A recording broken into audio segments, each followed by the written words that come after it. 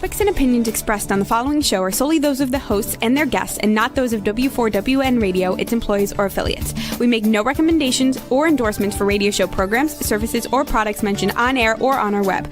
No liability, explicit or implied, shall be extended to W4WN Radio, its employees, or affiliates. Any questions or comments should be directed to those show hosts. Thank you for choosing W4WN Radio. This is Beyond Confidence with your host, Divya Parekh. Do you want to live a more fulfilling life? Do you want to live your legacy and achieve your personal, professional, and financial goals? Well, coming up on Divya Parekh's Beyond Confidence, you will hear real stories of leaders, entrepreneurs, and achievers who have stepped into discomfort, shattered their status quo, and are living the life they want. You will learn how relationships are the key to achieving your aspirations and financial goals. Moving your career or business forward does not have to happen at the expense of your personal or family life, or vice versa. Learn more at www.divyaparekh.com, and you can connect with Divya at contact@divyaparekh.com. This is Beyond Confidence, and now here's your host, Divya Parekh. Good morning, listeners. It's Tuesday morning, and it's wonderful to be here. So, want to share with you that we had some beautiful rain yesterday, and just the droplets, as I was looking out through the window today, the droplets were like, hundreds and thousands of diamonds just shining on that tree, and it was so powerful. So I want you to look for that diamond in your life. Take that moment and ask yourself the question, where is my diamond?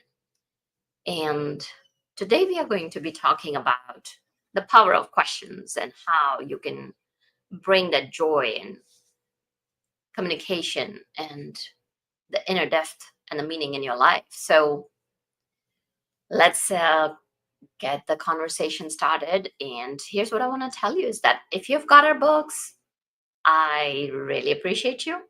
And if you have not, we would love for you to get our books, because I promise you they will definitely impact your life if you're looking to influence somebody's life, or if you're looking to build your business. And also the partial profits from it goes to kiva.org. So let's bring in our guest. So how are you doing? I'm good. How are you? I'm doing good. So tell us, do you recall a moment from your childhood or youth that impacted your life and you still remember to this day? Well, my youth was we were brought up in a very strict household. And so we weren't allowed to talk. And if we asked questions, I often got soap, a very wet bar of soap slid right behind my front teeth for making any comment or asking any questions. And if that didn't work, then I would be hit with a belt or a wooden spoon or any object that was going to change my attitude just from asking a question or asking why. But, it really worked for them. It was their wonderful way of disciplining. However, when I left home, I kept thinking to myself, and meeting other friends and seeing their families, I kept thinking, there must be a better way to communicate. And luckily, I had some lovely friends whose parents were very kind to their children. So it gave me an opportunity to see that not all parents were as strict as mine. The bad thing is that when I went out into the real world, I had no skills. I had no interpersonal skills. I mean, I could talk and I could speak with people, but let me give you an example.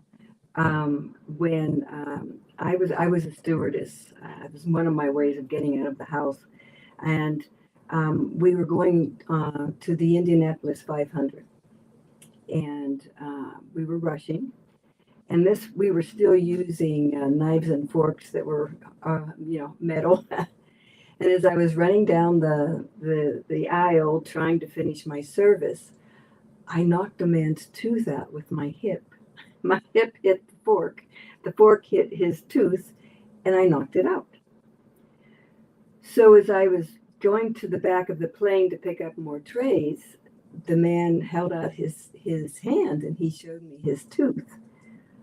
I asked my flying partner what to do. She didn't know. So what did I do? I ran to the cockpit. This was a time when we still had the door that wasn't locked. I ran to the cockpit, flung the door open. Here we were on descent into the airport. And I said, I just knocked this man's tooth out. You can't land the plane yet. And he said, that's all right, honey. Don't worry. So I went back, collected the trays. We landed the airplane. Nobody died. And after everyone got off, there was an ambulance at the bottom of the stairs. And he said, get in. It was just me. I mean, there are the other crew members. It was just the captain, the co-pilot, and me. I got in, and I was just petrified. Imagine with my childhood, I was expecting somebody to put me in jail or something. And he had a little twinkle in his eye, and he said, you know, I radioed down and said, I have the only stewardess in the world that has such hips that she knocks men's teeth out. So they gave us a ride in the Goodyear blimp. So we did. We went up in the Goodyear blimp. Everything was fine. Everyone was on the airplane to come back to New York. And we pulled up in an ambulance again. And I said, well, you won't say anything. He said, oh, no. I got halfway through the cabin, and what did he say? Ladies and gentlemen, please be careful with this young lady because she can knock your teeth out with her hips. I was just a young child. I was young. I ran to the back of the airplane, stayed in the galley, and I didn't dare make eye contact with anyone. So that was my route to how was I going to change my life to learn how to be a real person in the real world. So that's impulsive speech, and I had to learn how to change my life. So well, I think you know the rest of it. I married someone, went to Argentina, and that didn't work out. But I stayed in Argentina because we had a son, and I met a man from the United States who was a diplomat, and I became a diplomat. And I had to learn how to use my eyes, my language, and my cleverness to be able to attain the information that was required of me to do a good job in my work. Mm. So you mentioned that, you became a diplomat. So which country did you go to as the diplomat? That was it was Argentina, right at the time when it was called the Dirty War, because they were, if you did not agree or you were saying things against the government, they did that a lot with newspaper, right? People that were working for the newspaper, they would kill you. I mean, literally right out kill you. So some of my friends actually sent, and college students, I mean, if they said anything against that country, they were killed. So a lot of my friends sent their children to England and to get their education because they feared that they would definitely be dead. So, yeah. So it was very difficult. And there again, when I met the president, before I had my clearance, he was so sweet. I remember coming back and saying to my husband, what a fun guy. We had such a wonderful time. And my husband couldn't tell me anything until I got my clearance. And then he told me exactly what was happening. I was devastated. And that just tells you that the power of language, the power of the glance, how you use your eyes, how you use your words can completely turn people around, one way or the other. Absolutely. So tell us about the time, especially in such difficult times that you couldn't speak anything. How did you do your job as a diplomat? Very cleverly. That's what I put in my book. When I got back from Argentina, I did 12 years of graduate school just to figure out how do we use our language. Our eyes are the electrical system of our body. We can make an impact by keeping our eyes down, listening, and being very aware of the social nuances that are transpiring between us that we really don't talk about or even read about. But when I want to make my point, I look straight at you and I say it. It impacts. When I taught graduate school, I did that just one evening, and I said to one of the men, tell me more. And he profusely just apologized for answering a question.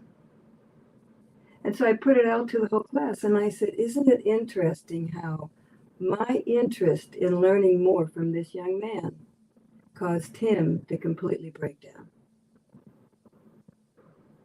Yeah, so you're absolutely right that people at different levels and different cultures have different ways of communicating. What we may be looking at, like, okay, direct eye contact is seen as a sign of confidence. In the US, it may be different in some another country, that it may be a sign of disrespect. Mm-hmm. So after your journey in Argentina, what other, I know you've done research, so tell our audience about that journey and like what were the learnings from your cultural differences? Yes. Well, from Argentina, I went to Mexico. And that was a time when that country was having severe financial issues. And so we were diplomats. And we had to be very careful. Even riding in a motorcade, you could have been killed. And so we were approached on many sides by people who were desiring to leave the country and come to the United States, but they didn't have the background that one would consider pristine. And so it became very dangerous to work with people that put you in very uncomfortable situations. And how did you handle that? Again, you open your awareness. So it's almost, it's like becoming a diagnostician. And people will say, but if I haven't had all of your years of experience in education and testing, how can I be a diagnostician? But Divya, you know yourself, we are all diagnosticians. You walk into a room, what are we doing? We're looking at the people. We're looking at what they're wearing. We're looking at how they're speaking. We're taking in all of the awareness that our body is giving us. But what happens in this country, in the United States, is that we're so rushed for time that we often overlook the nuances between our personalities. And that often causes great strife, even in marriages and in relationships, in the workplace. You hit the nail on the head that we are so rushed. Mm-hmm. For example, like, so many of my clients will come and tell me, oh, we if we take more time to do the work, like, we are questioned, like, oh, why did you take 2 hours to do this job? This could have been done in an hour. So there is that culture, not in all the corporations. I have seen in some of the corporations where they do bring in that work-life harmony.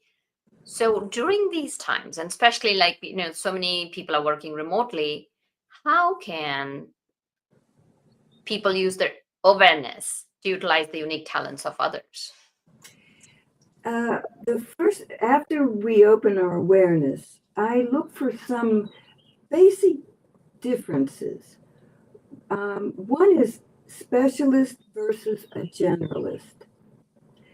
If we talk too much and give too many details, a generalist only wants the bottom line. Otherwise, you start to see them drifting. And that's one cue that I have. He's a generalist or she's a generalist. And then we have the other who wants to expand on all of the commentary. Or if you give them, you ask them to do something. Please bring Mr. Smith's file in the next 10 minutes. Then you start getting the details. Mr. Smith, do you want his wife also? Do you want the file on your desk or on her desk? It goes detail, detail, detail, detail. Now, in a workplace, it can be very frustrating to put a generalist with a specialist because they will feel like one person is not giving enough information where the other feels that they're overdoing it. But if you have a big project, you can, and the other thing that we do is we tell them, I love the way you give me a wonderful overview. That sets the picture. That sets the stage. Now he becomes valuable or she becomes valuable. Then to the specialist, I say, but you love details. And then, of course, everybody in the room rolls their eyes. But we bring out the happy and the good in them. That is wonderful. You now can take my wonderful basic idea and you can make it even more beautiful because you look for all of the little pieces. Or reading a client's paper or materials. Generalists usually don't like to read all of those little details. But specialists will go in all the way down to the last comma. And they feel so excited. I found 5 errors. Yes, I need that person. But we didn't know we needed him until we realized this person had value. Now, the whole office sees each other as a working whole.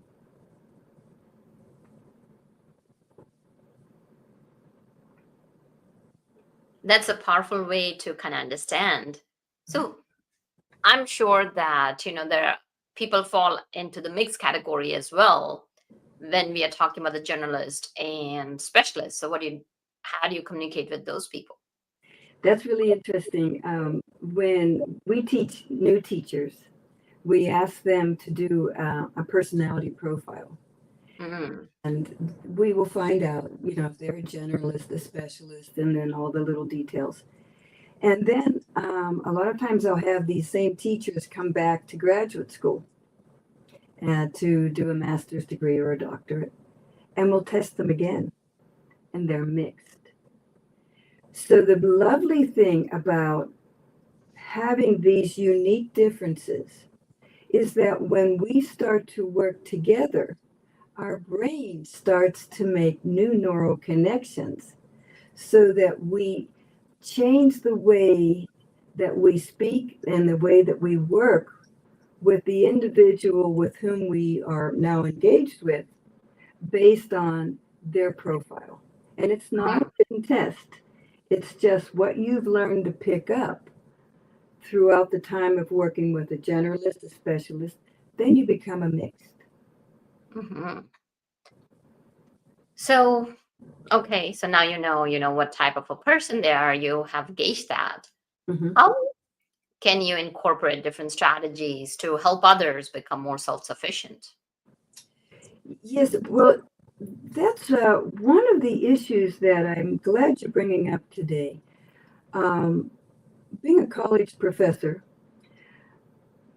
I'm noticing that my students are coming into the classroom, and And I'm not just saying undergraduates, I'm bringing you all the way up to graduate level. Self-awareness. One day I was teaching special education law, and I said, I don't want your name. I don't know where you're from. I don't want to know that. I want you to tell me who you are. Do you know that not one person in that class could tell me who they really are? What are your attributes? Mm. Deficits? Define self. No, can't do it. So I propose that starting way back at 2 years old, that we start getting young children to start defining self. Where do the blocks go? Mm. In the box. No, you can actually teach reading and math at the same time. What color is the box? The box is blue. Can we put red blocks in with blue? And then they define that. And then you may say, you're a really good detective. And that defines that this child now is becoming more aware of their ability to process information, decode it, and define. Mm-hmm. Oh, As definitely. and then as they start growing up, you do the same thing. As they become, I'd say 7 to 10 years old, that's when the age of reason comes in, and they'll tell you something that happened in the playground. And then I'll listen and say, you're really good at giving people advice. If that child came up to you and wanted to be your friend and asked for advice, what advice would you give him? Now that person is beginning to listen to themselves. As you hear yourself talk, you start to become self-aware. Self-awareness builds self-confidence. Self-confidence then permits open conversation. In open conversation, you can discuss positive things or impeding things. And you're able to express yourself and receive the commentary because you know who you are. But when you don't know who you are, you get self-doubt. And self-doubt is defeatist. Mm-hmm. So you've talked about self-awareness in depth. Why would you say that self-awareness is so critical to having that confidence? Well, when I actually proved this because when I was teaching this one of my graduate classes, and I asked the young man to tell me more. He wasn't that young. I think he was in his 40s.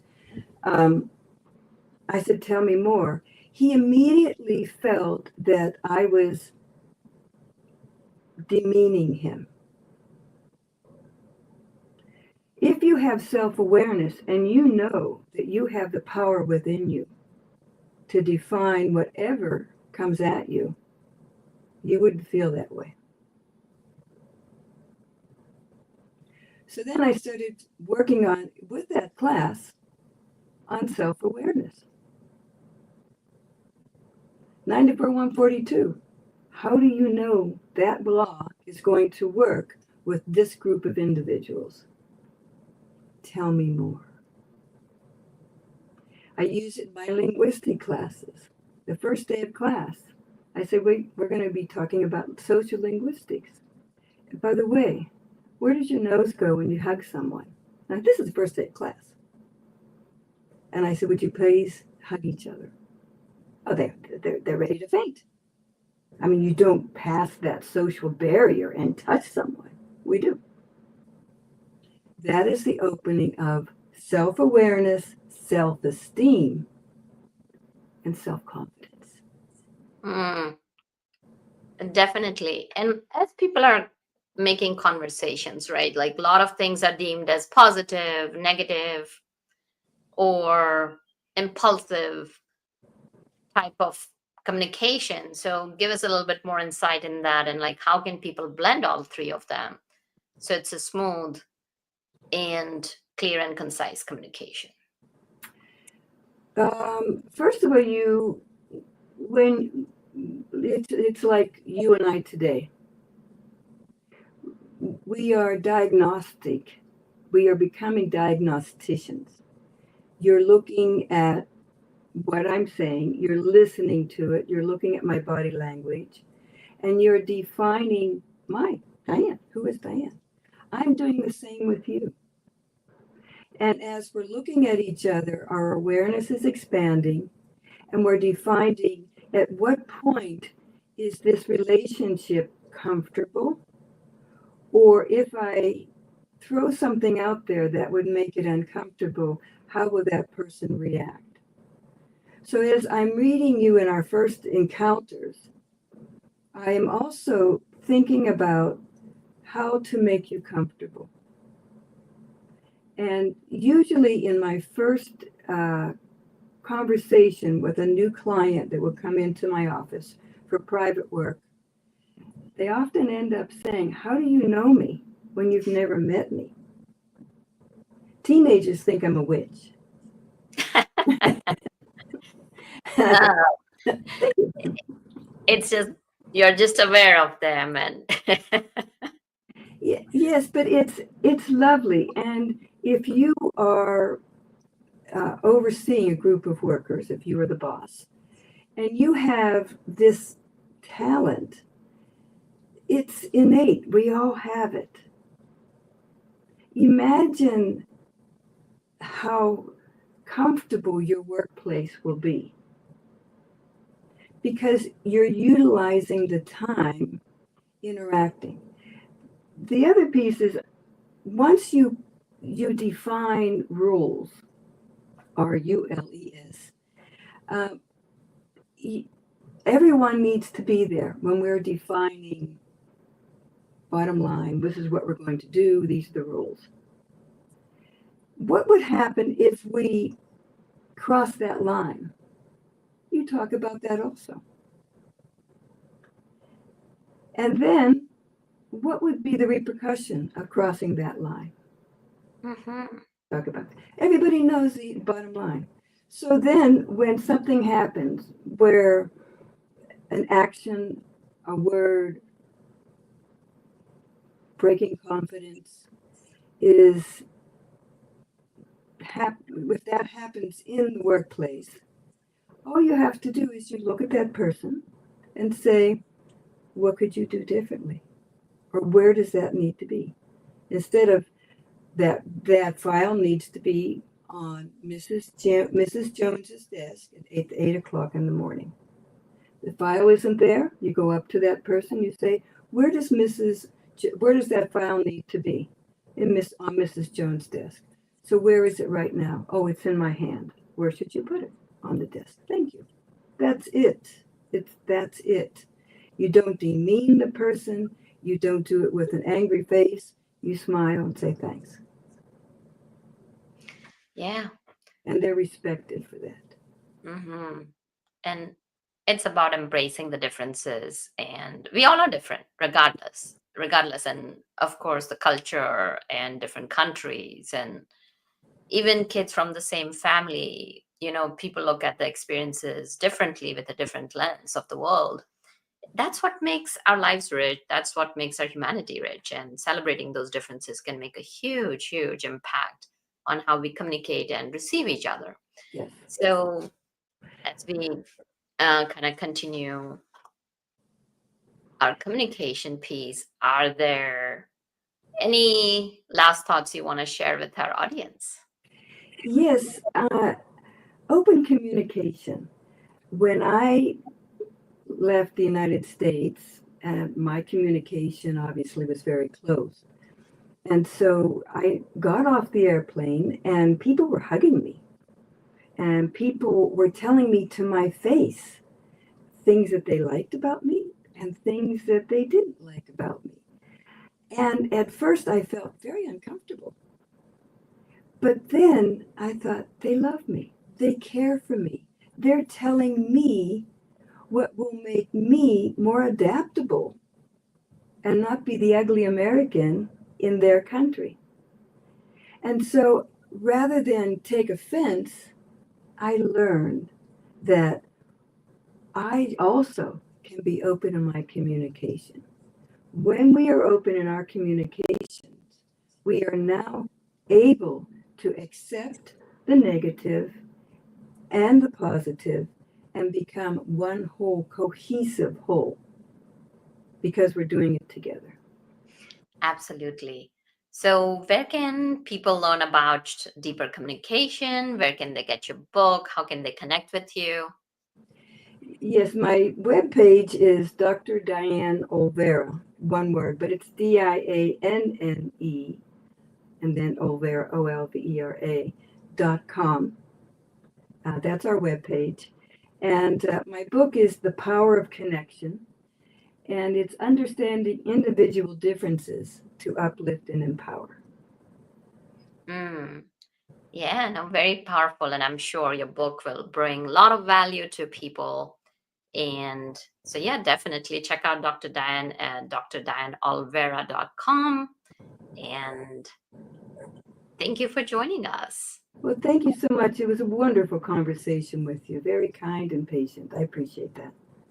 Oh, absolutely. And we all have our moments when when we also get frazzled, and it's also part of recognizing ourselves and others. So thank you for joining us, and thank you, wonderful listeners, for being with us and being part of our show. Please reach out to us, let us know, as you always do, and I love that, as to how we could serve you and support you, what stories and what expertise we could bring for you so that you can live the life you deserve. And thank you, Juan, for making the show technically possible. See you all next time. Thank you for being part of Beyond Confidence with your host, Divya Parekh. We hope you have learned more about how to start living the life you want. Each week on Beyond Confidence, you hear stories of real people who have experienced growth by overcoming their fears and building meaningful relationships. During Beyond Confidence, Divya Parekh shares what happened to her when she stepped out of her comfort zone to work directly with people across the globe. She not only coaches people how to form heart connections, but also transform relationships to mutually beneficial partnerships as they strive to live the life they want. If you are ready to live the life you want and leverage your strengths, learn more at www.divyaparekh.com. And you can connect with Divya at contact@divyaparekh.com. We look forward to you joining us next week.